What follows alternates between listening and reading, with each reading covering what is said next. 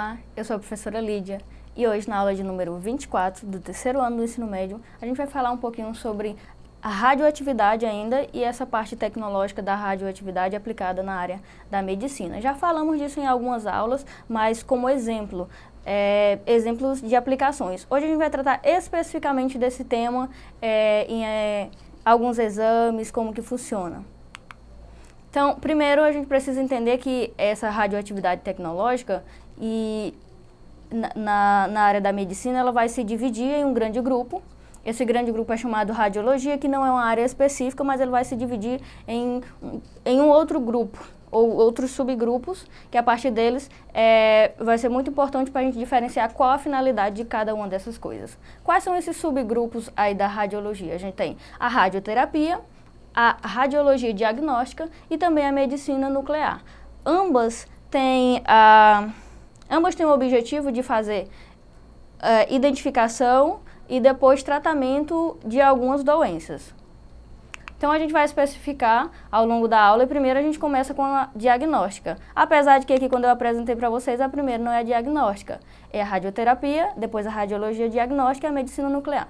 A gente vai começar com a diagnóstica porque ela é a primeira e a partir dela que a gente vai utilizar as outras para tratamento e algumas interferências. Mas primeiro você tem que identificar a doença, o problema, seja lá qual ele for. Então a radiologia diagnóstica ela consiste na utilização de um feixe de raio-x para a obtenção de imagem no interior do corpo em uma chapa fotográfica, em uma tela fluoroscópia e ainda em uma tela de TV. O médico, ao examinar uma chapa, pode verificar as estruturas anatômicas do paciente e descobrir a existência de qualquer anormalidade. Então é o que? Radiação. É emitido esses raios e a partir dali faz a identificação de alguma mudança, digamos, na estrutura anatômica de uma pessoa, para motivo de identificação mesmo. Essa radiologia diagnóstica, a princípio, ela é apresentada em uma chapa, então eu trouxe aqui para vocês duas possibilidades. Essa amostra em uma chapa, a gente tem superficial, que vai mostrar essa dimensão de comprimento e largura, mas a gente não tem uma imagem ainda tridimensional. Essa segunda imagem, não, a gente já tem já pode ver e fazer uma análise tridimensional, mas ainda não é essa primeira tomografia que a gente viu, que no caso aí já seria uma tomografia computadorizada, que vamos ver um pouquinho mais na frente. Então, ó, para visualizar alguns órgãos do corpo humano, nem sempre isso é possível, porque a gente vai ter várias camadas de tecido ali que serão ultrapassados por esse raio e vai gerar uma imagem. Só que aí tem algumas coisas que se pode fazer para poder ver algumas áreas específicas. E como é que faz isso? Aplicando alguns compostos no corpo humano, por exemplo, injetar ou inserir, eles vão chamar de contraste, que pode absorver mais ou menos raio-x. E é usado como contraste para verificar e fazer análise de algumas doenças aí. Que compostos são esses que são aplicados para essa identificação? Eu trouxe aqui o iodo, compostos de iodo, que são injetados no fluxo sanguíneo para se obter, por exemplo, se você quer verificar a imagem de artéria.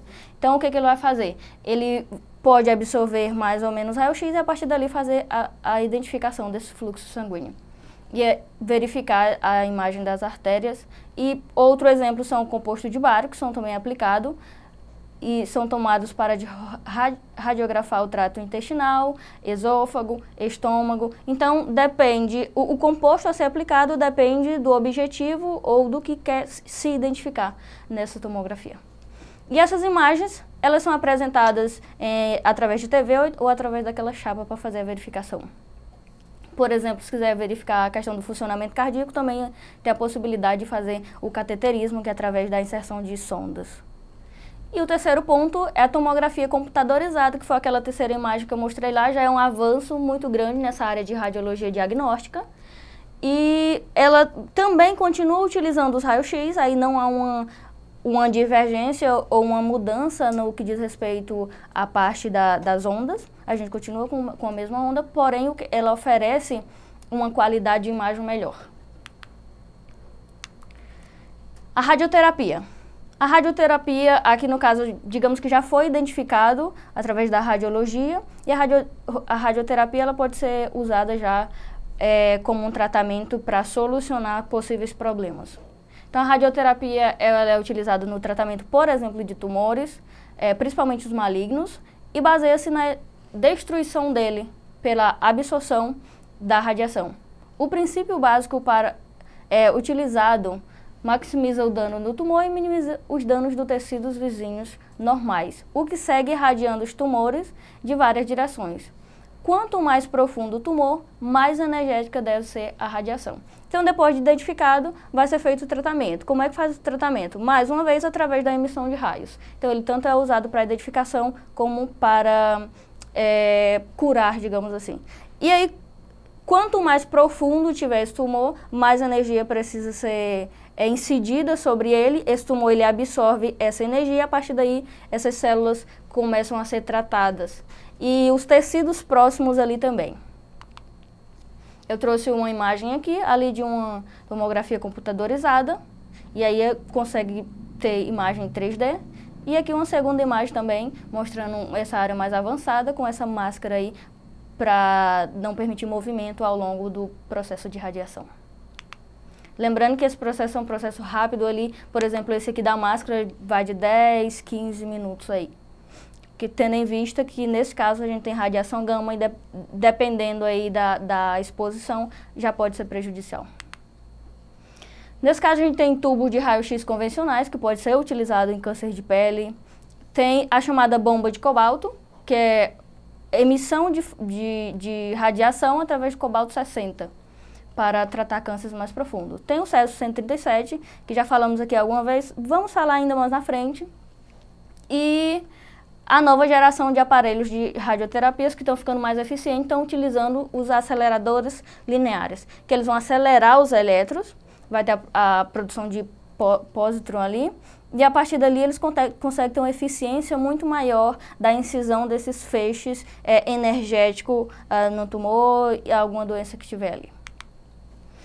E o mais principal, a área mais avançada que a gente tem é a medicina nuclear. Aqui a gente já fala no nível atômico, microscópico, e tem avançado bastante. Então, a medicina nuclear usa radionuclídeos e técnicas físicas nucleares para diagnosticar e também para tratar algumas doenças. A diagnose está no princípio da informação obtida focando no metabolismo e a fisiologia. Observe que quando a gente verificou essa diagnose através da radiologia, ele era feito baseado na área anatômica. Aqui não, consegue-se ter uma precisão maior porque ele vai analisar, além dessa anatomia que se pode verificar, também tem o metabolismo e a fisiologia. Os radionuclídeos que vão fazer essa emissão de pósitrons são utilizados também na obtenção de imagem com técnica de tomografia por emissão de pósitrons. E aí você tem uma imagem gerada para fazer análise ali muito melhor, tendo em vista que essa luz tem uma qualidade maior. A dose de radiação devido ao exame de medicina nuclear geralmente não é uniforme no corpo todo. Isso aí é muito importante. Por quê? Se tem um tumor em determinada área e é emitido, outros tecidos ali próximo poderiam ser afetados e células boas poderiam morrer, por exemplo. Poderia interferir ali. Apesar de ter uma parte do corpo necessariamente que não esteja doente ou essas células não estejam doentes, apesar de ter radiação incidida nela, ele vai tratar basicamente a parte do tumor, digamos assim. Não é uniforme, é especificamente em determinado local, o que facilita muito e melhora a qualidade dos tratamentos. Eu trouxe aqui a nossa fonte, já falamos sobre ele, mas eu trouxe mais uma vez aqui a imagem do Sirius, que é o nosso acelerador de partículas no Brasil, está em fase final de construção, mas será o maior e melhor acelerador de partículas de todo o mundo. Isso aí vai avançar tanto na área da medicina, tanto para detecção, quanto para esse tratamento de tumores e de várias outras doenças, mas em várias áreas tecnológicas. E essa imagem aqui relaciona-se a um medicamento que ele pode ser injetado ou ele pode ser tomado mesmo via oral, que é chamado os radiofármacos. Os radiofármacos são remédios que você vai fazer a ingestão dele e a partir dali ele vai se dividir, achar as células que estão doentes e atuar a radiação especificamente nessas células. Então esses materiais radioativos, eles não são selados, são ingeridos ou injetados, a fim de ser incorporados na região do corpo e aí vai tratar uma região específica. Esses compostos são formados por moléculas ligadas a radioisótopos elementos com o mesmo número de partículas positivas de próton, dos quais ao menos é radioativo. Esses radioisótopos também podem ser artificiais e eles se transformam pelo o organismo. Vai chegar até o tecido que finalmente está doente, vai incidir essa radiação e fazer o tratamento desse local específico. Vamos fazer a verificação de uma questão para praticar um pouquinho. Então diz assim a questão: o uso médico de fontes radioativas envolve pacientes, indivíduos ocupacionalmente expostos e indivíduos públicos. No Brasil, a norma CNN-NN 301 estabelece os requisitos básicos para as proteções radiológicas dos indivíduos em relação à exposição à radiação ionizante. Com relação à exposição à radiação ionizante, é um serviço da medicina nuclear que inclui e ele vai dar algumas opções para a gente dizer qual é esse serviço específico envolvendo aí as normas da CNN que tem a ver com a medicina nuclear. Lembrando que a gente está falando de coisa altamente perigosa e por isso tem que ser devidamente regulamentada.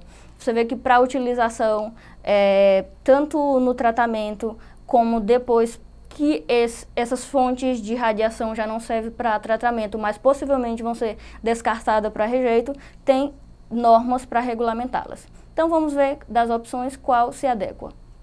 A primeira diz, opção A, o controle da exposição ocupacional pode ser feito de duas formas, dividindo áreas livres e supervisionadas.